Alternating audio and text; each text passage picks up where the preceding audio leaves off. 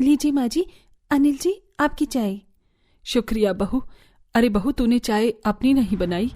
नहीं माँ जी, मैंने चाय नहीं बनाई। वो कहना मुझे ये वाली चाय पत्ती पीने की आदत नहीं है।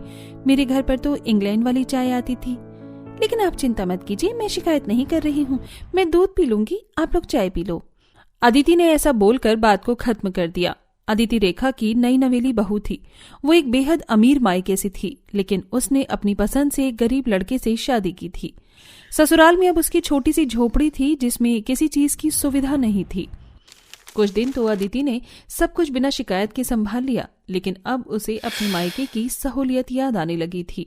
तो अब अदिति को अपनी झोपड़ी के ससुराल में परेशानी होने लगी।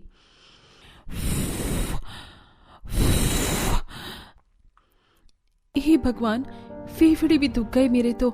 पता नहीं क्या ही चूल्हा है, जलता ही नहीं है। इस घर में तो किसी चीज की सहूलियत नहीं है। मेरे मायके में कितना अच्छा गैस चूल्हा है, एक बार जलाओ यूं ही काम हो जाता है। यहाँ इस चूल्हे को तो पहले घंटों बैठकर फूको, उसके बाद जला कच्चा सा खाना बनकर निपटता है, और घर में भी इतना धुआं भर जाता है कि जिसकी कोई हद नहीं है। अदिति ऐसे ही बैठी हुई चूल्हे को अलपल बक रही थी। वहीं पास ही में उसकी सास बैठी सब कुछ सुन रही थी, लेकिन वो कुछ नहीं बोली। ऐसे ही अदिति खाना बनाने के बाद बर्तन धोने को आई। बर्तन ही तो धो देती हूँ, लो कर लो बात। अब इसमें भी पानी नहीं है। हाँ बहू, वो मुझे कपड़े धोने थे तो मैंने ही पानी काम में ले लिया। अच्छा, अब मुझे बर्तन धोने हैं तो इसका मतलब अब मुझे पानी लाना पड़ेगा। भगवान, इस घर में आकर तो मैंने अपने ही पांव पर कुल्हाड़ी मार ली। अरे यहाँ तो पानी की सप्लाई के लिए किसी टंकी या नल की भी सुविधा नहीं है। अदिति ऐसे ही गुस्सा करती हुई बाल्टी को उठाकर पनघट पर ले आई, जहां से उसने पानी लिया। हाथ में भी दर्द हो गया, कितनी भारी है ये। अदिति बेचारी पहले पानी लाई और फिर वो बर्तन धोने को बैठी, जिससे बाल्टी और लोटे से बर्तन धोते हुए उसके सारे कपड़े भीग गए। मेरी तो जिंदगी ही मजाक सी बन गई है। ऐसे ही सिलसिला जारी था और अब अदिति प्रेग्नेंट हो चुकी थी। माँ, आप जानती हो, एक खुशखबरी है, आपकी बहू प्रेग्नेंट है। सच में बहू, मैं बहुत खुश हूँ। क्या बात है बहू, तू मुझे खुश नहीं लग रही है। नहीं, मैं बहुत खुश हूँ।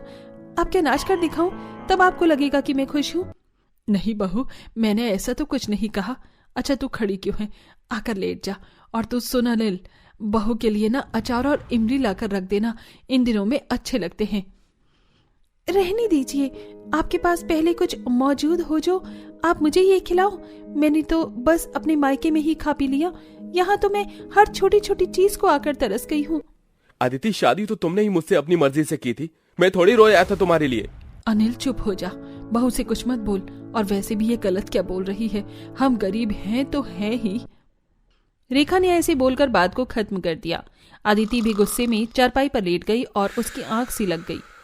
ऐसे ही घर में चिड़चिड़ का माहौल ही बना हुआ था। प्रेगनेंसी में जैसा जैसा अदिति सोचती थी वैसा उसे कुछ भी खाने पीने को नहीं मिलता था, जिससे वो और चिड़चिड़ी होती जा रही थी। बहू ये ले, रोटी खा ले। क्या बनाया है माँ? बेटा रोटी और सब्जी है, आलू की। जब देखो बस सब्जी रोटी सब्जी रोटी, कभी कोई फ्रूट या ड्राई फ्रूट भी नसीब नहीं हो रहा है मुझे प्रेगनेंसी में। बस ले देकर इस झोपड़ी में पड़े पड़े किलसते रहो और ये रूखा सूखा सा खाते रहो। बहू चल, तू ज्यादा गुस्सा ना कर मेरी बच्ची, मैं तुझे बहुत जल्द कुछ अच्छा भी जरूर खिलाऊंगी। जरूर खिलाऊंगी। अदिति की बातों से बेचारी रेखा को बहुत दुख होता है, लेकिन वो कभी जाहिर नहीं करती थी। जो अदिति कल तक अपनी मर्जी से झोपड़ी की जिंदगी को चुनकर आई थी, आज वो अपनी उसी जिंदगी को बुरा भला बोलती रहती थी। ऐसी रात को सोते समय मुझे इस जमीन पर नींद नहीं आ रही है, कितनी चुभ रही है, ऊपर से ये मच्छर सारी रात की नींद खराब करती है। अदिति ऐसे बोलकर सोती सोती ही उठकर बैठ गई और फिर वो रोने लगी। अदिति, ये तूने क्या कर दिया? तेरी कितनी अच्छी जिंदगी चल रही थी तेरे मायके में, सोने को नरम बिस्तर था, रहने को पक्का घर, लेकिन तूने खुद ही अपनी किस्मत को फोड़ लिया और इस झोपड़ी में आ गई। अदिति ऐसे ही बैठकर रोने लगी। उसकी आवाज से उसकी सास की आंख खुल गई। बहू मेरी बच्ची, क्या हो गया, क्यों रो रही है? आपको हर बात ही की जाननी होती है, कम से कम मुझे सुकून से रोने तो दो। लेकिन बस एक ही झोपड़ी में रहते हैं ना हम लोग, इसलिए आपकी भी आदत बिगड़ गई है। नहीं बहू, ऐसा नहीं है। अच्छा चल, अगर तुझे मेरा पूछना अच्छा नहीं लगता तो मैं तुझसे कुछ नहीं पूछ रही हूँ, मुझे माफ कर दे। रेखा ऐसे बोलकर लेट गई और बस बैठे बैठे ही अदिति ने रात गुजारी। इस पूरी रात वो रोती रही। अगली सुबह जब उसकी ही हमदर्दी में अनिल ने उसे रोने की वजह पूछी तो अदिति भड़क कर बोली, आप तो ऐसे अनजान बन रहे हैं जैसे कि सच में ही कुछ नहीं जानते। अनिल जी, और कब तक आप मुझे इसी इतनी छोटी सी झोपड़ी में तंग रखोगे? यहाँ किसी चीज का आराम नहीं है। रात को सोने लेटो तो मच्छर तंग करते हैं, जमीन चुभने लगती है। दिन में सोना चाहो तो कभी चूल्हे का धुआं तो कभी बर्तन का पानी, कभी कुछ। ये सब नहीं झेल सकती हूँ अब मैं। अब तो मुझे अपने इस घर में शादी के फैसले पर पछतावा होने लगा है। अनिल अदिति की बातों का कोई जवाब नहीं दे पाया, क्योंकि ये सच था, उनकी छोटी सी झोपड़ी में किसी चीज की सुविधा नहीं थी। ऐसे ही सिलसिला जारी था कि एक रोज उनकी झोपड़ी में जलने वाले चिराग का तेल खत्म हो गया और रात में पूरी झोपड़ी में अंधेरा हो गया। माँ, चिराग जलाओ ना, कितना अंधेरा हो गया है। बेटा, चिराग में तेल नहीं है, आज ऐसे ही रात गुजारनी होगी। इस वक्त मेरे मायके का बंगला कैसे लाइटों से जगमगा रहा होगा और यहाँ मैं बदनसीब इस अंधेरे में बैठी हूँ। ऐसे ही देखते दिन गुजर गए और 9 महीने का वक्त पूरा हुआ। अदिति की गरीबी की वजह से कोई गोद भराई भी नहीं हुई थी। 9 महीने पूरे होने के बाद एक दिन अचानक ही अदिति के पेट में लेबर पेन स्टार्ट हो गया। बहू, क्या हो गया? हे भगवान, लगता है अब बहू की डिलीवरी का वक्त है। बहू, बस जरा सा सब्र रख, मैं अभी तुझे लेकर चलती हूँ। मैं कैसे बहू को लेकर जाऊं? मेरे पास तो पैसे भी नहीं है। रेखा परेशान से होते हुए ही अपनी झोपड़ी से बाहर आई। बाहर आते ही उसे अपने पड़ोसी का रिक्शा खड़ा हुआ दिखाई दे गया। अब तो लगता है कि यही करना पड़ेगा। रेखा ने जल्दबाजी में बिना किसी से पूछे ही वो रिक्शा ले लिया और उस पर वो कमजोर सांस बैठकर और अपनी बहू को पीछे बिठाकर उसे चलाते हुए हॉस्पिटल लेकर गई। हे भगवान, बस जरा सा और चलाना है। रेखा बेचारी किसी तरह रिक्शा चलाती हुई अस्पताल तक पहुंच जाती है, जहां जाते ही अदिति को एडमिट कर लिया गया और सेफ्टी से उसकी डिलीवरी की गई। रेखा बाहर ही इंतजार में बैठी हुई थी। डॉक्टर, कैसी है मेरी बहू? मुबारक हो, आप दादी बन गई। आपकी बहू को लड़का हुआ है। सच डॉक्टर? क्या मैं अपनी बहू से मिल लूं? जी जरूर। रेखा खुशी खुशी अंदर गई, जहां अदिति गोद में बच्चा लिए बैठी थी। मेरा राजा बेटा। माँ जी। बहू, मुबारक हो, तू सही सलामत बच्चे की माँ बन गई, वरना मुझ गरीब को तो डर ही सता रहा था। तू अब तो खुश है ना? माना कि मैंने कभी तेरे लिए कुछ भी नहीं किया, लेकिन प्रार्थना जरूर करती थी कि तेरा बच्चा स्वस्थ पैदा हो। माँ जी, क्यों कर रही हो आप ऐसी बात? आपने जो मेरे लिए किया है ना, उसका एहसान शायद ही मैं चुका पाऊं। मैं बहुत गलत थी जो अपनी किस्मत को कोसती थी। मुझे तो सबसे अच्छी सास मिली है, मुझे आप मिली हो माँ। अदिति की बात से रेखा के भी आंसू आ गए। अब अदिति समझ चुकी थी कि कुछ दिन हॉस्पिटल में रहने के बाद अदिति अपने बच्चे को लेकर झोपड़ी में आई, जहां एक स्पेशल तरीके से उसका स्वागत हुआ। माँ, बाबा, आप दोनों? हाँ मेरी बच्ची, हम लोग, तू माँ बन गई, मुबारक हो। तेरा बच्चा देख, कितना शुभ है बेटा। दुनिया में आते ही हमारा भी मेल करवा दिया। हम अब कभी तुझसे नाराज नहीं होंगे। अदिति के माँ बाप ने ऐसे बोलकर उसे गले से लगा लिया। आज अदिति के बेटे ने झोपड़ी में आकर उसे रोशन कर दिया था। अदिति को उसके रूठे माँ बाप मिल गए और साथ ही अदिति के बाप ने उसके पति अनिल को भी अपने यहाँ ही काम पर लगा लिया और अब सब कुछ ठीक हो चुका था। शर्मा परिवार और मिश्रा परिवार दोनों आपस में बैठे थे और रिश्ते की बात कर रहे होते हैं। बहन जी देखिए, हमें तो आपकी लड़की काफी पसंद है और मैं तो इस रिश्ते के लिए ज्यादा देर नहीं करना चाहती। ये रिश्ता जितनी जल्दी हो जाए मेरे लिए उतना ही अच्छा है। आप कैसी बातें कर रही हैं? अरे आपका लड़का अच्छा है, परिवार अच्छा है, हम क्यों देरी करें? वैसे भी दूसरी बार मिल रहे हैं, इस बार तो शादी की तारीख तय करके ही रहेंगे। हमारे खानदानी पंडित है, उनको मैंने आपकी बेटी और अपने बेटे की कुंडली दिखाई थी। उन्होंने इसी महीने की 20 तारीख को शादी का मुहूर्त निकलवाया है। वैसे तो काफी जल्दी हो जाएगा, लेकिन मैं तो चाहती हूँ जितनी जल्दी शादी हो जाए उतना ही अच्छा रहेगा। क्यों देर करनी है? ठीक है बहन जी, अगर आपको भी यही सही लग रहा है तो हमें भी यही ठीक लग रहा है। जितनी जल्दी शादी हो जाएगी अच्छा ही रहेगा। हम भी अपनी जिम्मेदारी से मुक्त हो जाएंगे और बेटी अपने ससुराल चली जाएगी। माँ बाप के लिए तो ये सबसे खुशी की बात है ना। ये तो बिल्कुल सही कह रही हैं आप। चलिए, जब आप दोनों परिवार इस बात के लिए सहमत हैं तो क्यों ही देरी करनी। हम 20 तारीख को शादी का मुहूर्त तय कर देते हैं और जो भी तैयारी होगी मिलकर कर लेंगे। जी बिल्कुल, ये सही रहेगा। दोनों परिवार आपस में बात करके शादी की तारीख तय कर देते हैं और कुछ ही दिनों में निधि की रोहन से शादी हो जाती है। निधि अपने ससुराल आ जाती है।